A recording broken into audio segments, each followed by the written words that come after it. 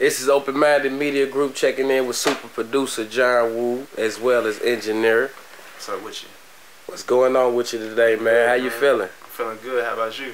I'm doing all right, man. Can't complain. I got a couple questions I want to ask you that I'm sure the world wants to know.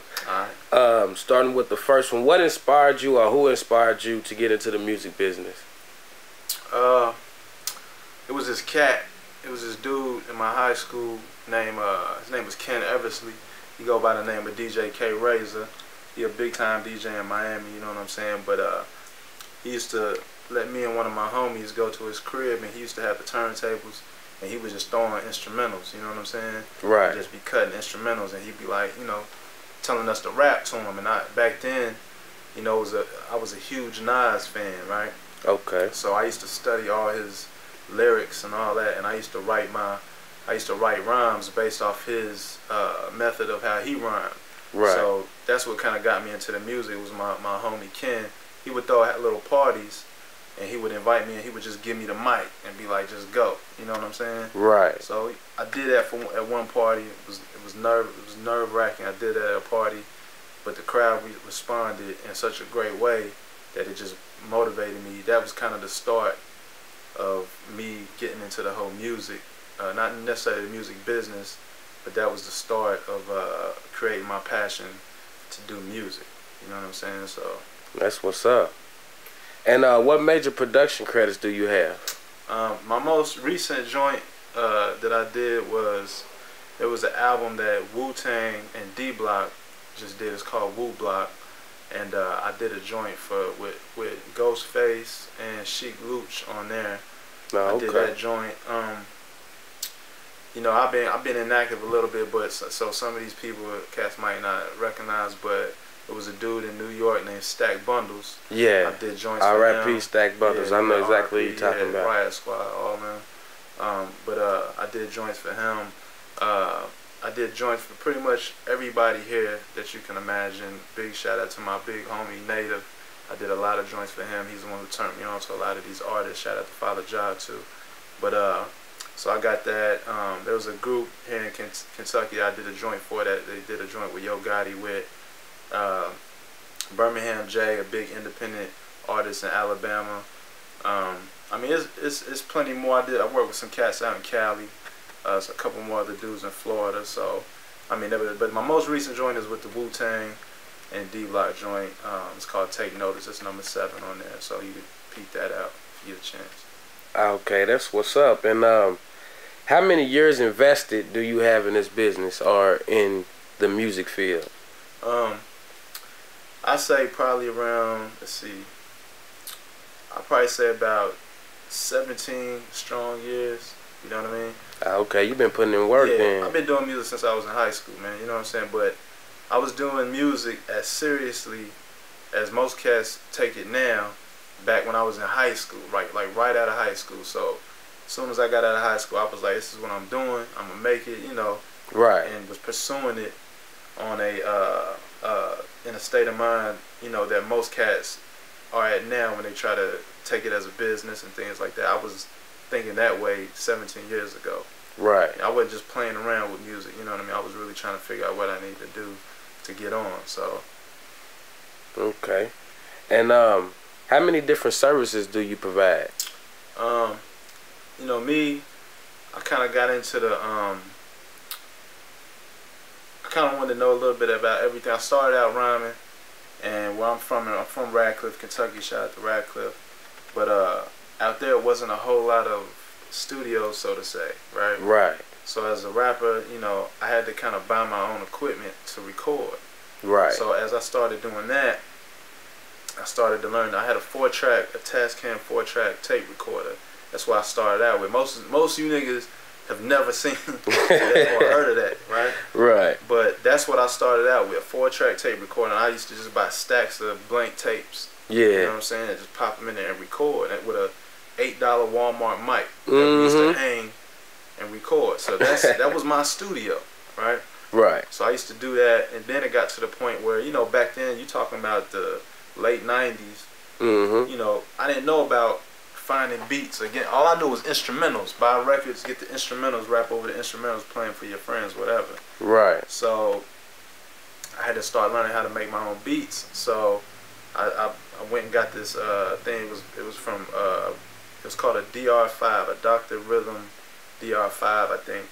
And it was just basically a beat machine. Had 4 tracks, had 3 sounds, and a track for drums. Right. So I start cranking out my own beats. But the thing that kind of pushed me into the producer world of things is that when I would be making these beats for myself, people, you know, they really loved the beats, and I started getting more attention, you know, towards the production aspect more than the rhyming. So, and then when I started doing my little homework, I realized that producers, when you talk about from a financial point of view, producers make more money than the artists. So I was like, you know, yeah, you're right about that. Let me go this route, and that's what I did. So, right. For me, and another shout out to another credit to my work is a label called Slaughterhouse.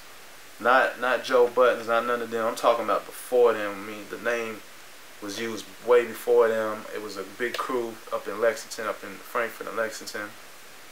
And shout out to my big homie George Slaughter. But that's another one of my big production credit, because I was with them for about 2 years, just in and out the studio with them all day long. You know, I lived in Frankfurt for a while. But so that added on as far as my services, you know, I became an engineer at that point. So I started out a rapper, learned to produce, then I became an engineer.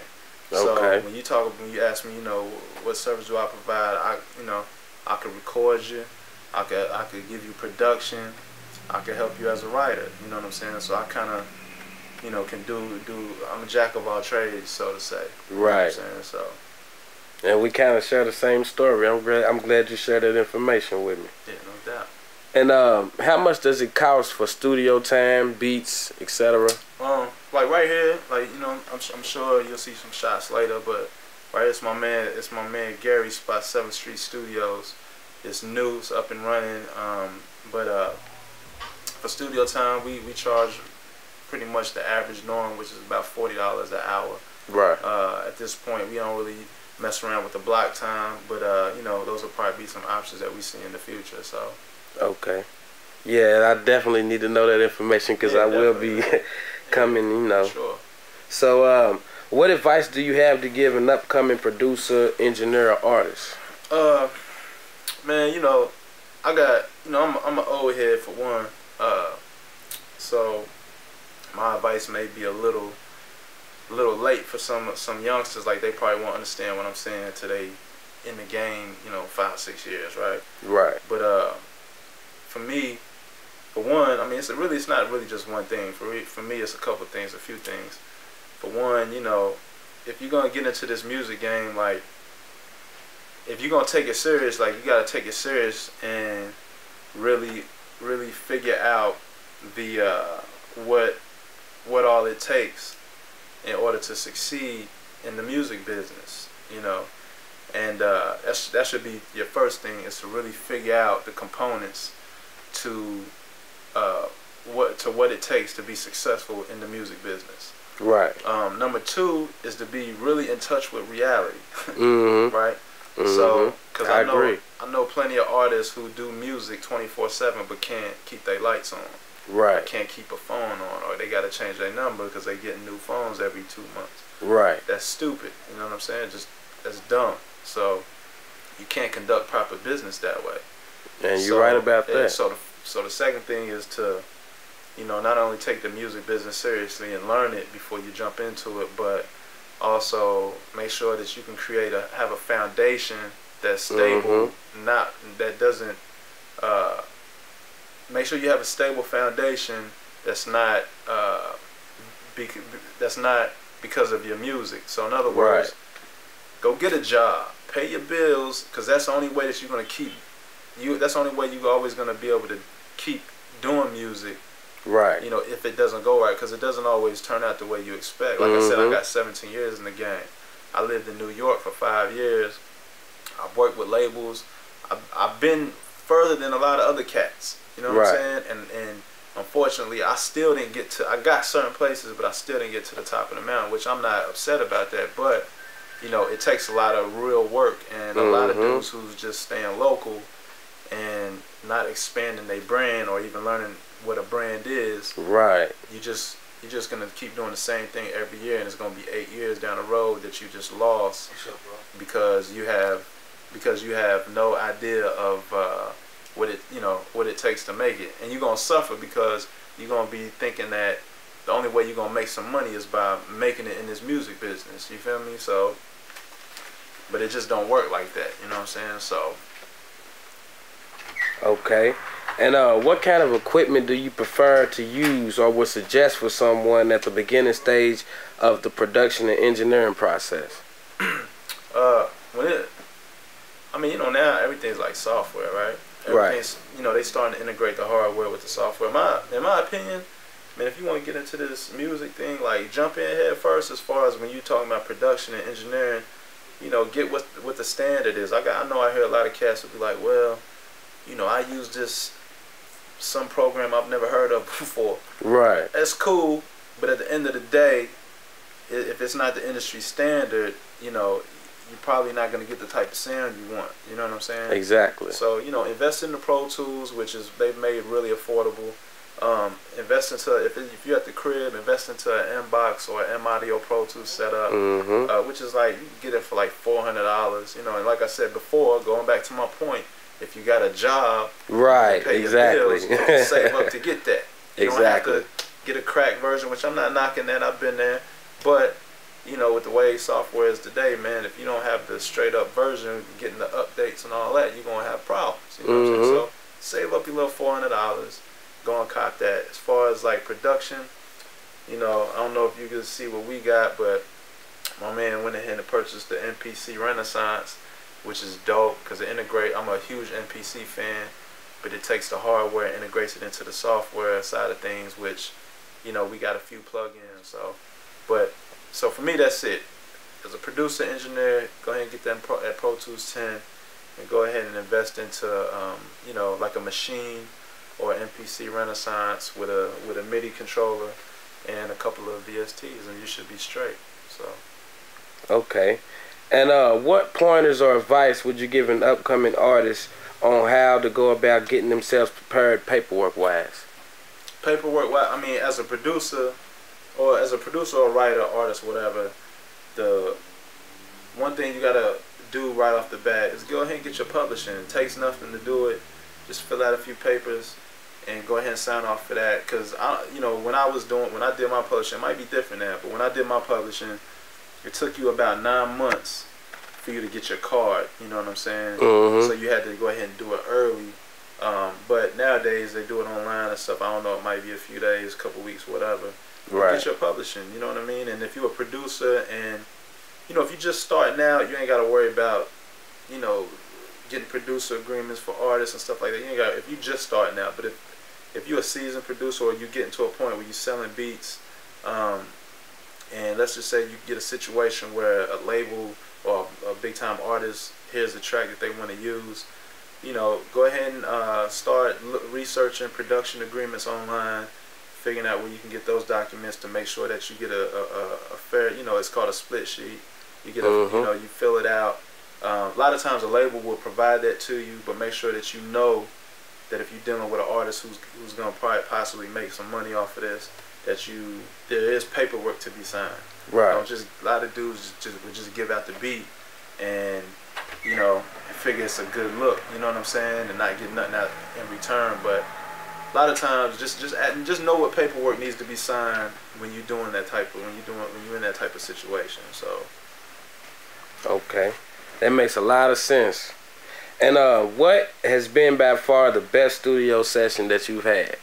The best studio session that I've had, man, like I tell you, the best studio session that I've ever had was probably with my Slaughterhouse family. You know what I'm saying? Like that was I don't have any like crazy wild story or nothing like that. You know what I'm saying? But when I was working with them, that was pure family. You know what I'm saying? We had a studio provider for us, and it was all about music at that time. Nothing else You know, and just and mind you, you know, I was doing music 100% back then, but I was getting paid for it too. Right. Just to put that out there. So you know, and the only reason I say that is because like I'm going back to what I said about, you know, get a job and this and that. Back then when I was doing music 100%, I was able to pay my bills at the same time. Right. So it wasn't like I was just recklessly doing stuff or whatnot. But you know, another shout out to my big homie George. But that was the best time because, like I said, it was 100% music. There was nothing else involved in that process except for music. You feel me? So it was wake up, go to the studio, do music, fall asleep in the studio, wake up in the studio, get something to eat, go brush your teeth, come back to the studio, lock in. It was that. That's what it was. And we had, I think it was like 6 or 7 member artists in the group. I was the only producer. I had a room full of records. I had an MPC. I had a keyboard. Everything that I needed to go hard, and I mean it was just 24/7, just making beats and recording. To me, it's hard to have that situation. And to me, you know, in my music career, that's probably the best period of me being a producer, engineer, just doing music. Period. That was the best. You know, those are the funnest studio sessions I had, because like I said, there was no pressure in the clan of what people I consider to be family. And good and talented artists. So okay.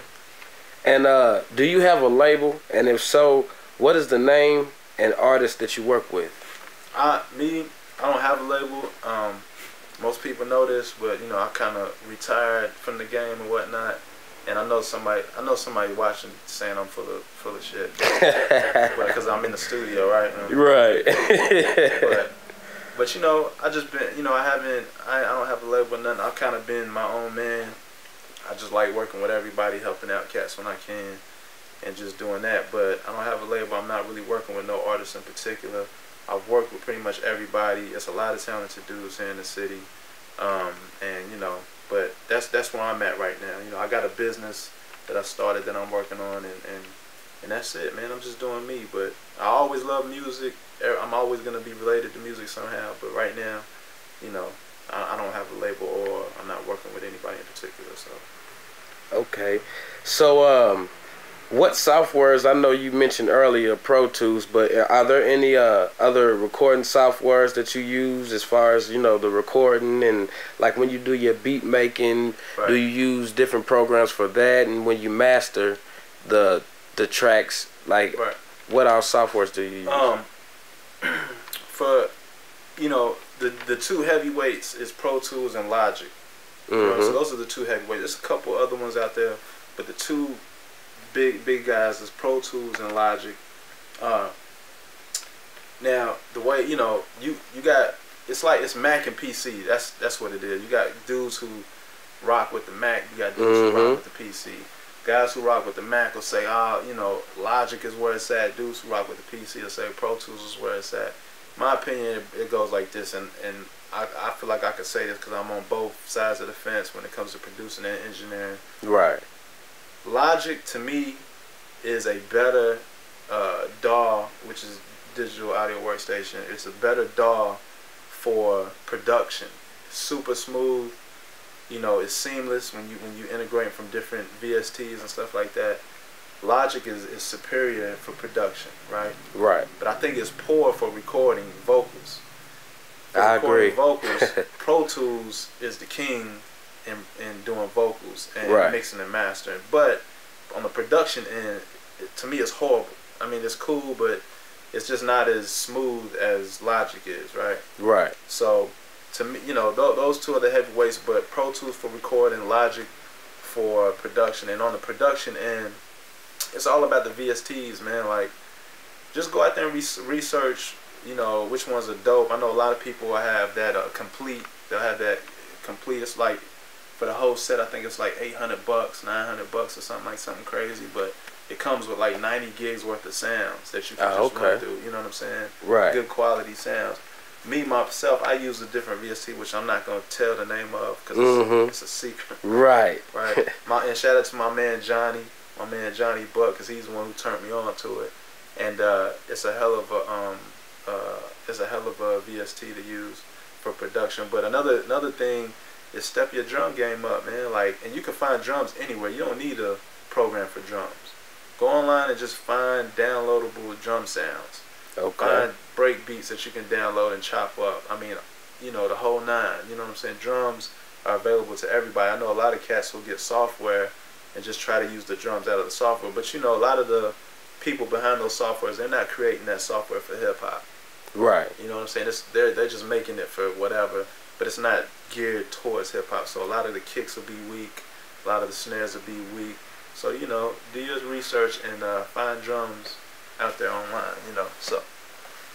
Okay, and how much do you charge to master tracks for artists? I know the recording and the rough mix is one, but how much do you actually charge for like the master track? Well, as far as me, you know, I kind of keep it to the hourly rate. You know what I'm saying? I know some cats will do it to where it's like, you know, for the mix and master, I'll charge you $100 or $50, whatever. Me, I just kind of stick to the hourly rate. You know what I'm saying? Cause and it just depends on what type of engineer you are. Some people do it that way. Some people stick to the hourly rate. I just find it to be more simpler. You know what I'm saying? Right. If you're an honest engineer, it shouldn't take you very long to mix and master nothing. You know what I'm saying? Yeah, I'm glad you said that. Depending on the size of the session. Right. Most times, you know, if it's an hour, maybe an hour and a half, 2 hours, whatever. But, you know, I just keep the hourly rate. Because if I'm charging $40 an hour and it takes me, let's say, on average, an hour and a half, that's, you know, that's like $55 or something. You know what I'm saying? But if I said $100 for mix and master, you know, I'm not gonna say that you're getting over, but you know, I just think it's more fair to stick by the hourly rate. You know what I mean? So right. Okay, and how can people contact you? Anybody can hit me on Twitter. I'm John Woo Got Beats. And anybody can hit me on Facebook. Just look up my name, JON with a space, WOO. Just hit me up and throw me a request on there. So. Okay. And last question. For those who don't know, where is your studio located, or where are we at right now for the public to know? Where we at right now is we on 7th Street. We right here in front of Arcade. But and it's right across the street from the apartments, right before Arcade. So that's where we at. And then, you know, we here anytime. Just call, book a session. Hit me up on Facebook, book a session. We got a couple other engineers. So you know, we available at all times. So.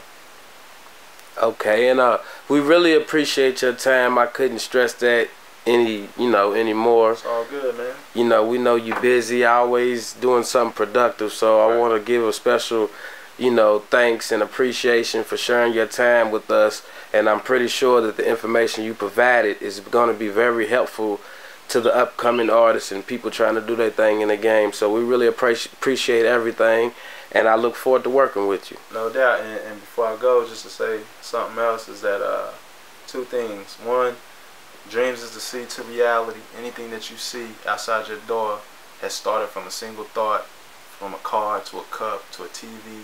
Somebody had a single thought to bring that into the world. The only difference between you and that person is that that person grinded it out, figured out what they needed to do, and kept at it until they was able to do it, and they made wise decisions. If it's not going to work for you, move on to the next thing. Don't be an idiot and keep trying. And then the other thing is that always do what's best for business and never what's best for your emotions. You know right. If you can follow that in any situation, you'll be good. You know, never make decisions based off how you feel at that moment when you're full of emotion. So. And that is some good advice to give. And we signing out. It's Open Minded Media Group, LLC. And we just checking in with John Woo. You'll see us at the top. Yep. I'm going to get back to not making beats. Don't make beats.